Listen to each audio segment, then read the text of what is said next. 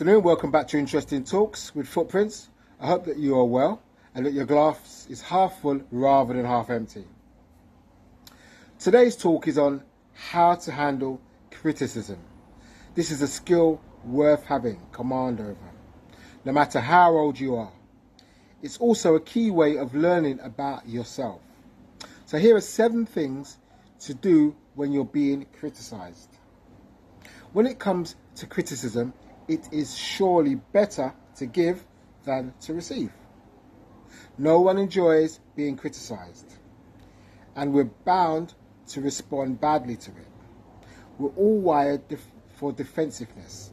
It's normal and almost universal to respond to criticism in an abrupt way. Here are following 7 steps to help you keep your responses from escalating and turn your relationships around. But each requires motivation, goodwill, and practice. So bear that in mind. Number 1, recognize your defensiveness. We listen defensively when we listen for what we don't agree with. Under fire, catch yourself when you see you are focusing on the inaccuracies, the distortions, the exaggerations that will inevitably be there. 2, breathe. Defensiveness starts in the body. It makes us tense and on guard, unable to listen and to take in new information.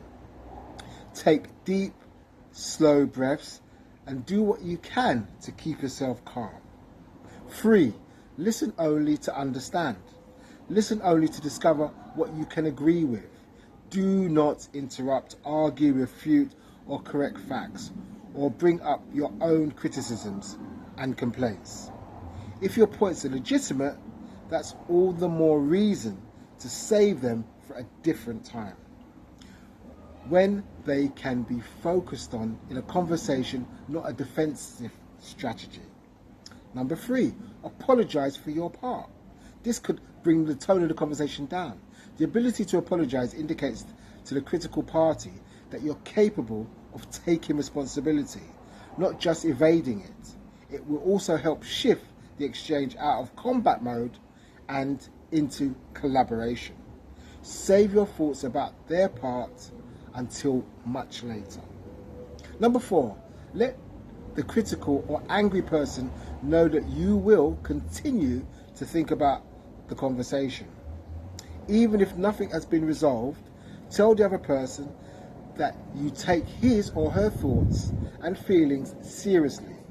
It's not easy to hear what you're telling me, but I want you to know that I'm going to give it a lot of thought. Number 5, don't listen when you can't. It's fine to tell the other person that you want to have the conversation and that you recognize it's important, but you can't have it right now.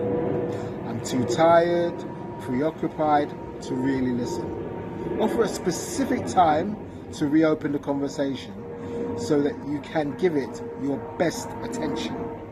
6, speak your own truths. Now, not straight away, but you need to speak them at some stage. You need to tell the critical person how you see things differently. It won't help your relationship to get into the pattern of being overly accommodating. Peace by any type or any reason at all. Avoid conflicts at all costs. Still, timing and tact is everything. It's usually best to save your different point of view for the future, for a future conversation, when you have a better chance of being heard.